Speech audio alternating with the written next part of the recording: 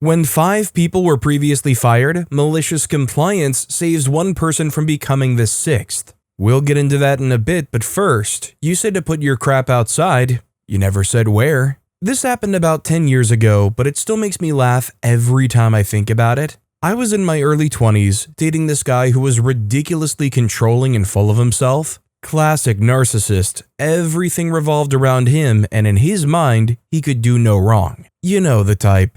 Anyway, after I caught him cheating, I finally hit my limit and told him I was done for good. The way I found out he was cheating was the best part. I'd had my suspicions for a while, so I went through his phone. Sure enough, there were months of messages between him and some girl he worked with. Flirty garbage, talking about how he couldn't wait to leave me, all that nonsense. But one text in particular had me rolling my eyes. He had sent her this the day before. "She's driving me crazy. She's got me through the roof. I need you so bad, babe."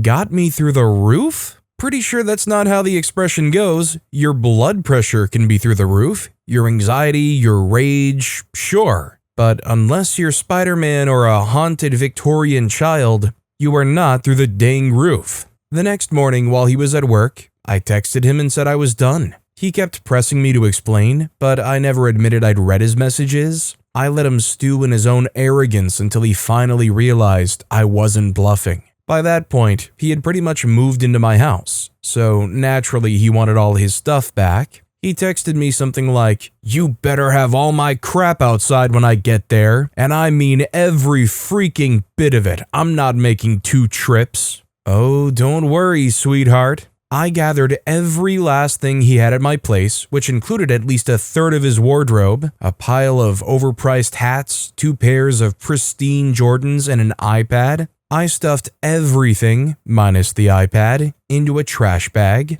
tied it loosely, walked outside, and launched it straight onto the roof. Some of his clothes flew out mid-air and scattered across the yard. Most of it landed on the roof and just chilled up there like it paid rent. As for the iPad, I put it in a box and set it near the edge of the driveway. Not long after, a couple of teenagers walked by and peeked inside. I was sitting on the porch when one of them asked, "Is this yours?" I reply, "Nope." They ask, "Can we have it?" I say, "Sure, why not?" He said to put his stuff outside. He never said I had to guard it. About 2 hours later, he pulled up, saw his clothes strewn across the yard and a trash bag dangling off the roof, and lost it. He started pounding on the door, furious, yelling, "Why the freak are my clothes on the roof?" I swung the door open, looked him dead in the eye, and said, "Well, judging by the texts you sent your little girlfriend, apparently I had you through the roof. I figured your clothes might as well join you. You told me to put your crap outside. You didn't say where." He stood there red-faced, fists clenched, seething.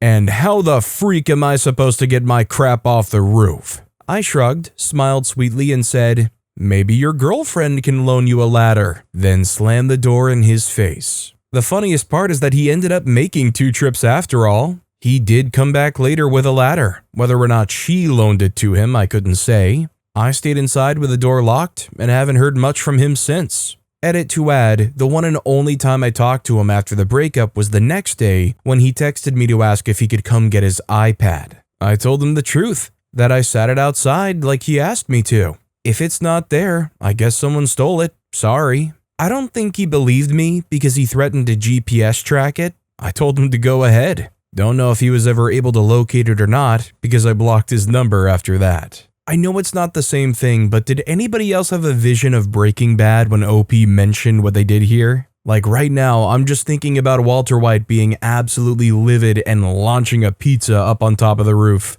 Also, I've always kind of grappled with the idea of trying to figure out what side I'm on when it comes to somebody like OP looking at their partner's device without them knowing. On the one hand, he was cheating, and OP would have never have known if they didn't look. On the other hand, there's still like the whole invasion of privacy. Is there a clear-cut answer of right or wrong, or does it really only just depend on what, if anything, that they find? Entrepreneurious commented on the post saying, "A friend was married to a guy who wouldn't turn a hand to help around the house, shed his clothes onto the floor and expected them to appear clean and pressed in his closet. When she'd had enough, she nailed his clothes and shoes to the floor where he had dropped them, made a mud hole in the front yard, and stomped all his clean clothes into it, packed up her stuff, and departed. Also, hi, I'm Steven, and if you guys enjoy crazy stories of malicious compliance, why not hit those like and subscribe buttons down below?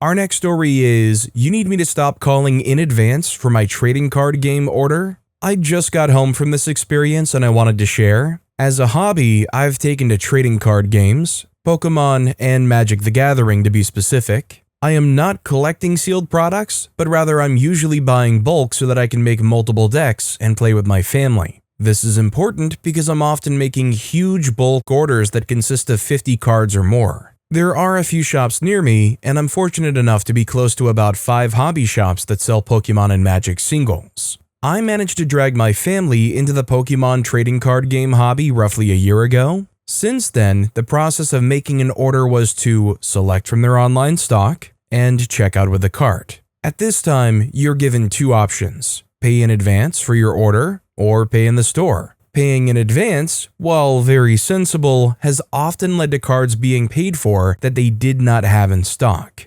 As in, it was mistakenly labeled as in stock, but actually was not. This would then result in a refund system that would take 2 to 3 days to complete. The issue is that it was super inconvenient when I had to wait for 2 to 3 days to recoup the money. I personally experienced a transaction of a $10 card that needed to be refunded. So I spoke to one of the staff, and they told me, when you have big orders, it's perfectly fine to call ahead of time, and we can pick the order when we have time. In fact, as long as you don't abuse this process, it works out for everyone. That staff member is awesome, and so for a year, that's exactly what I did. This process accomplishes 3 things. 1, I'm not paying for a product that couldn't be fulfilled. 2, I would reduce my time waiting because I called ahead of time by 4 to 5 hours. 3, the staff members would have plenty of time to grab the order. I never abused this process and always came through when I said I would come through. Now, this wouldn't be malicious compliance if not for the next part.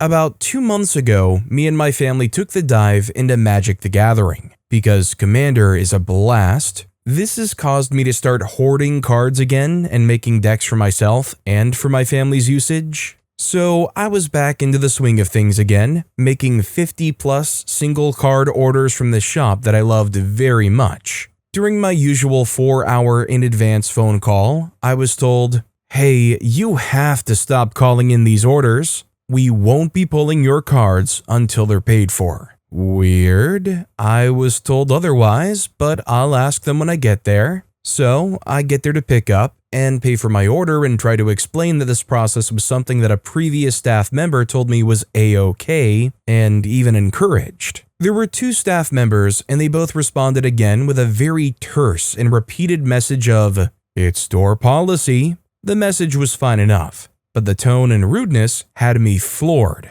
They told me from now on, prepay for all of my orders and then come to pick them up. So here's where the malicious compliance begins. It was clear what they wanted me to do, prepay and show up. So a few weeks later, what I did was scroll through their inventory and started the blingification of my decks. I proceeded to spend roughly 40 minutes scrolling through their online inventory and adding to my cart with the various amounts of most hollow foil basic land card I could find for under $1. For those of you who aren't familiar, these basic lands are pretty cheap. 10 cents to 60 cents each. They're also categorized by sets and as individual printings. So each basic land has its own set and its own foil print version. This means that they would need to hunt each land by set and by foil print. I had carded roughly 100 cards. 100 cards that they would need to hunt through at least 40 different sets.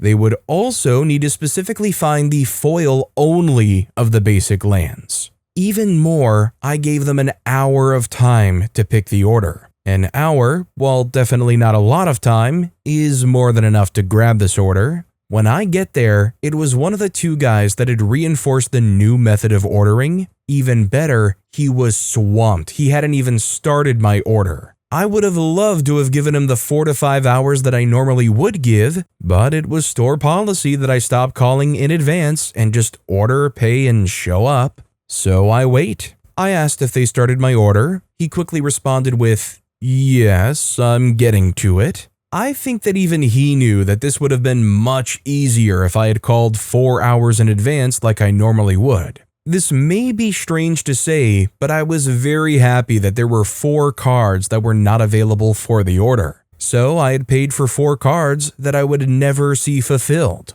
Do you remember the staff member that was awesome? Yeah, he showed up about 30 minutes into my wait and he asked if I'd been waiting for a long time. I had said that it was about 30 minutes. For my wait, he had given me one of the tournament participant packs and I'd actually pulled a $30 card, Roaming Throne. The exchange was made. I waited 40 minutes. 4 cards were missing. I plan on approaching their social media or shop owner and ask for clarification from the establishment on what I should be doing in the future. That will be something I'll do in the near future, but for now, I feel vindicated. The staff member had to frantically hunt for the cards and even had to tell me that there were cards missing, all things that the previous system avoided. Here's the thing, I think it's understandable to have it as store policy, but a shop like that, they should have like a regular list, and if somebody like OP calls in and says, "Yeah, I want to order 100 cards," and you know their money's good, they've done it before, they've been there multiple times, then there's some leeway to do that thing.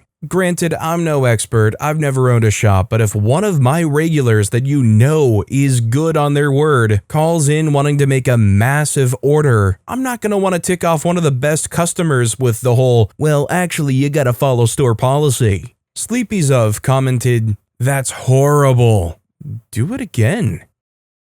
Our next story is, force me to get a bobblehead figure as a bonus instead of money? You got it. I used to work for a small online retail company, ultimately there for about 10 years. At the point where I'd been there for about 6, the owners decided they wanted to start rewarding the employees that had been with them for 2 years or more with custom bobblehead figures of us employees. The company they found to do these let you upload pictures of yourself, choose outfits, theme, or whatever, fully customized and not cheap. Average cost per bobblehead was about $100 to $150 US.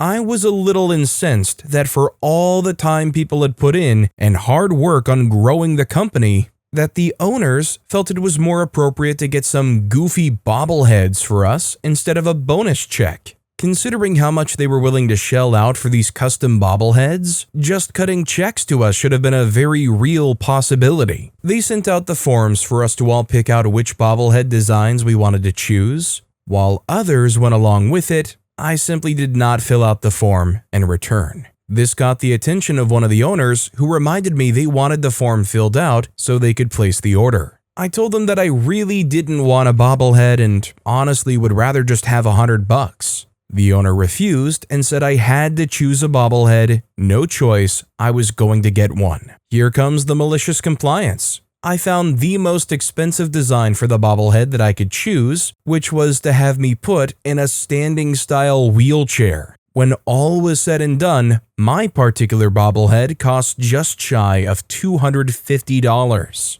Force me to choose a custom bobblehead? Fine, I'll go with the most expensive one.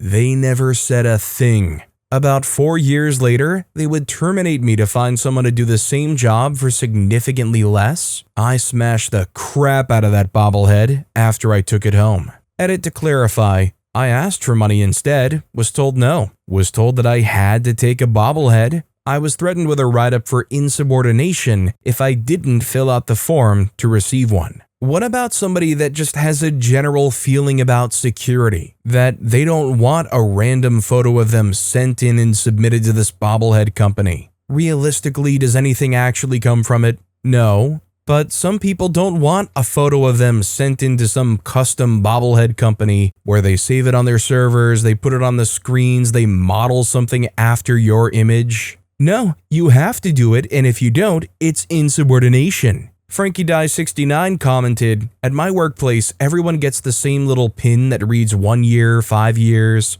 10 years, etc. When I got my first year pin, I was like, cool, I wonder what the other years get. Oh, it's the same exact pin. Oh, and a little certificate. No cash, nothing. Just here's a pin and a piece of paper. Another B replied, makes your work sound like one long AA meeting. New Bosterone replied, Oracle gave out bobbleheads of their CEO one year. Quite a few ended up in the office restroom urinals.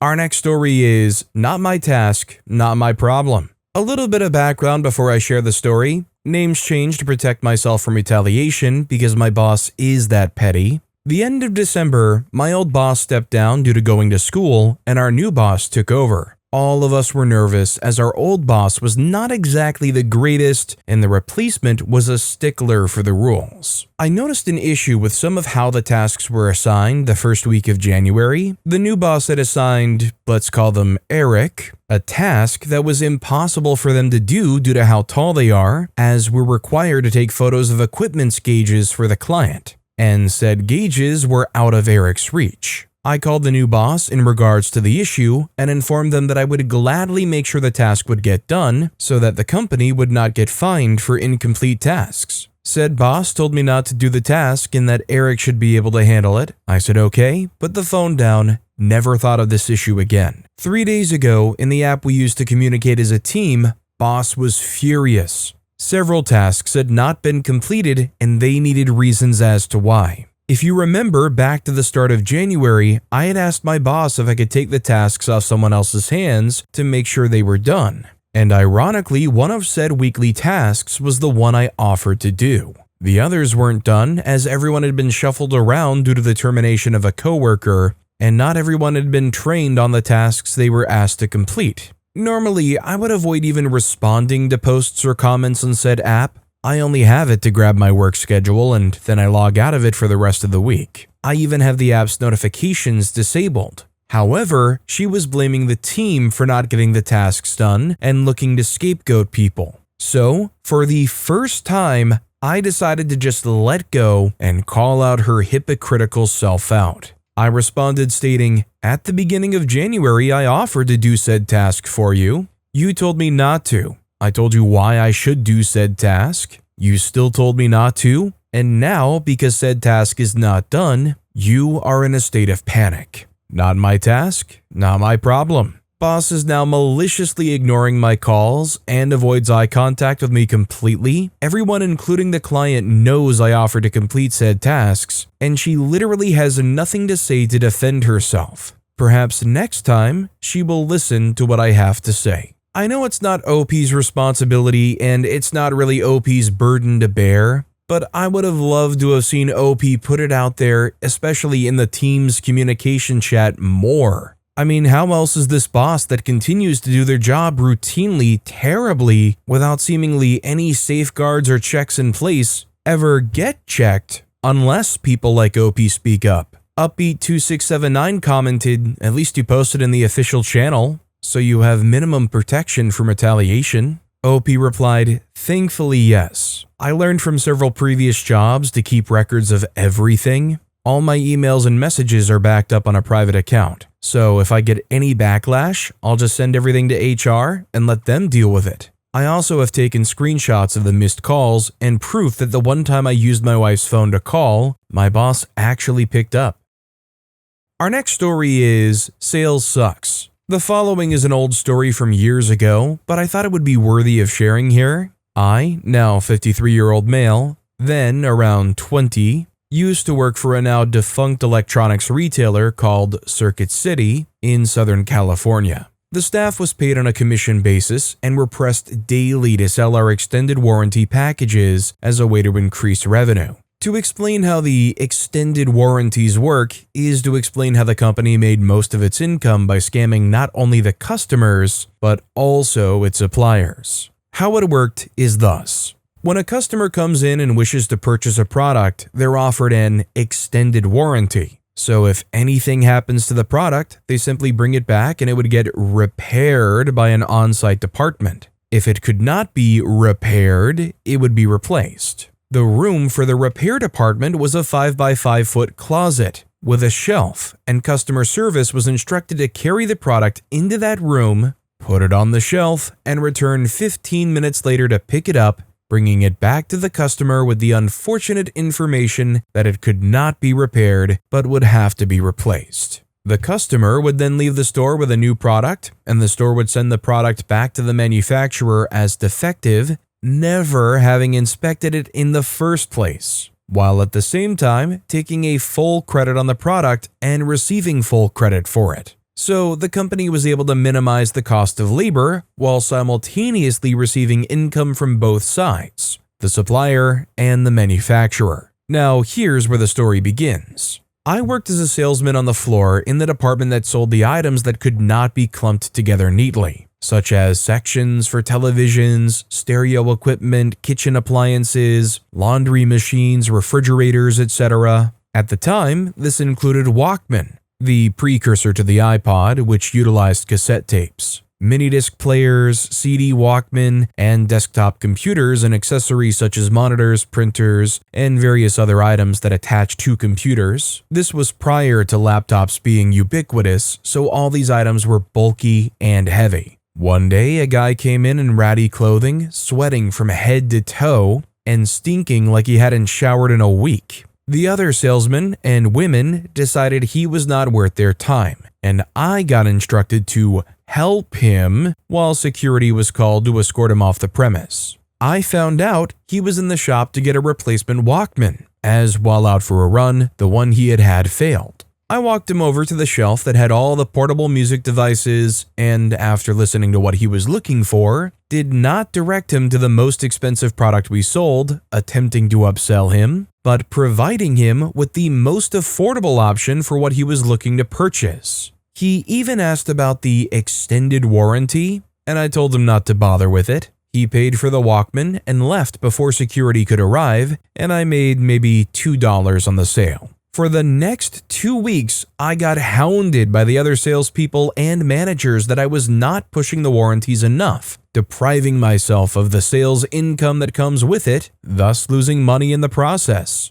About 2 weeks later, when I arrived at work, I was told there was a customer who would come in, asked about me, and left, telling them he would return when I did. After a few minutes of being on the floor, a man, the same one that had been sweaty, arrived in a full suit, expensive at that, flanked by 2 others in business suits, asking for me. Turns out, he runs multiple private schools and was looking to purchase a few computers for them, without all the extended frills that were unnecessary. Now, the computer sales at the time were the crown jewels on the sales floor. And if a salesman sold one, they were the king of the hill of the sales force that week. This guy wanted 10 of them for his students to use, and I was personally requested by him to be the one to make those sales. I walked him through what we had, and the final bill was over $15,000, blowing away the next biggest sale that year by $10,000.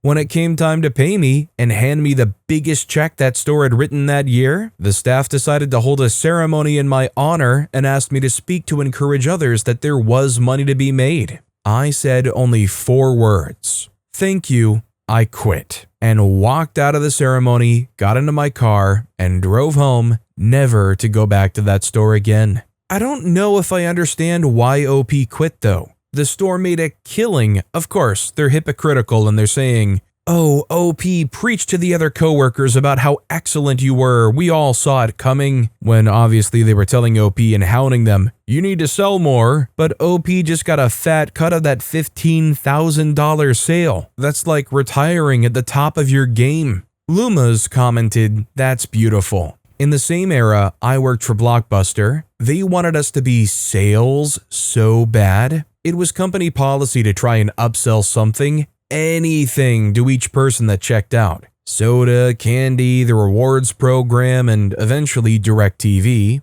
I would do none of it. We would have lines around the store on the weekends. By ignoring their sales bullcrap, I would handle 2 to 3 customers in the time it took everybody else to do 1. A typical Friday pull in my register would be $3,000 to $4,000. It was rare that anybody else ever ran over $2,000. I got chewed out by our regional manager quarterly for not selling. Frankly, I just didn't give a crap and was fine with being fired. Except I never was. Our next story is documentation will save your cookies. So, I was a contractor in a government office. My background is extensive, starting with multiple engineering degrees and many years of designing, building, and operation of remotely operated vehicles, ROVs. There was constant personnel churn in the office, and the contractors were the corporate memory. It's an interesting situation. I always likened it to a feudal society. Staffers, direct government employees, were the royalty, and contractors were the serfs. Sometimes it was bothersome, but the position paid very well, so that was some benefit. Most of the time, the staffers knew they were in way over their heads and gladly accepted our advice. A woman staffer arrived one day as head of the department that managed our outside service contractors. Typically, I played a large advisory role in dealing with these folks, as someone familiar with the industry and able to call bullcrap, if you will. Well, this woman decided that I was conspiring behind her back with the contractors virtually on the first day there. Why? I never knew, but it was what it was. Luckily, I didn't answer to her. I answered to a guy who, in a former life, was a member of SEAL Team 6, basically a trained killer. Great guy. He liked me a lot, and we got along well together. When the foo-foo started, he pulled me aside and said, "Document everything you do."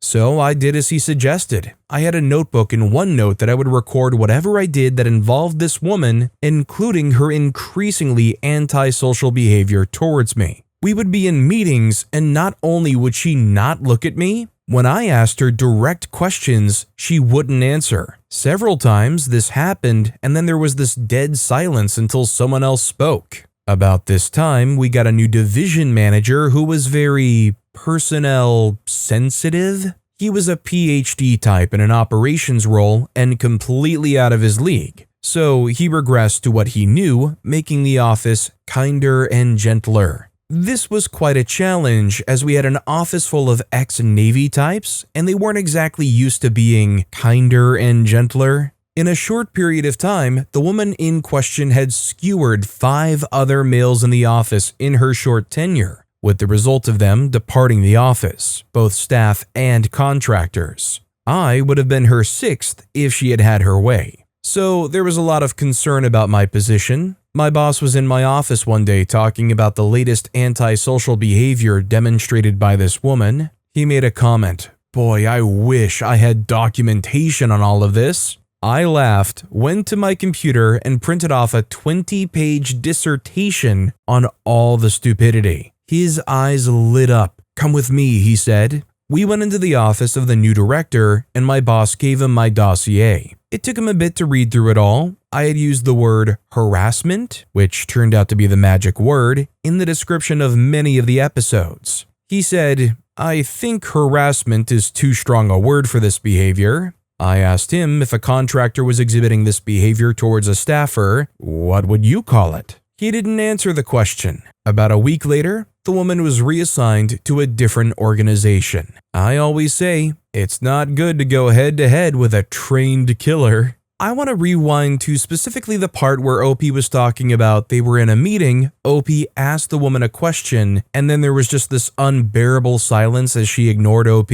I was going to say, I wondered why OP didn't call her out on that, challenge her in front of the other people, but it almost makes me wonder if it was part of her game to try to goad OP into doing something like that. You know, something that they could twist to somehow make it look like OP's an aggressor and singling her out or something. Our next story is absolutely must restore my important files. One of my early jobs was managing the back-end server and database for a desktop/laptop file backup system. Very big company, and we had all the sales and management laptops on regular backup schedules. Often, the database would crash and we would have to rebuild it. This meant restoring files using the automated process was offline for a few hours to sometimes a few days. Management put out a notice that any restore requests must get my manager's approval before we did a manual restore. Most times it could wait for a day or so. This one sales guy insisted that we restore his super critical sales documents immediately or he would escalate to senior management. My manager told him to wait for one more day. Nope, he went straight to the CTO and got his way. So, as part of the manual restore process, we print out the complete file list of what we would be restoring and copied all the files to a DVD that was to be sent to the user. 95% of the files that were to be restored were adult entertainment pics and videos with a few Word docs and spreadsheets. So, after printing the 20-plus page file report and burning the DVD, I took it to my manager. She smiled and immediately set an appointment with the CTO. Needless to say, the sales guy had a very intense meeting with the CTO, sales VP, and HR. I heard he denied to the end that those files were his. I wonder what he told his wife when he had to look for another job. Other Alan commented, "It's really weird that someone would be backing up adult entertainment on company servers. I bet regular audits done now would catch them within a week or two of it happening." Dances with Electrons replied, "It happens a lot. People are stupid." But with that being said, that's all the time we have for today. Now, if you want to hear another absolutely crazy malicious compliance story, check out that video on the left. Or if you missed my latest video, check out that video on the right. That said, I'll see you all next time with some more stories.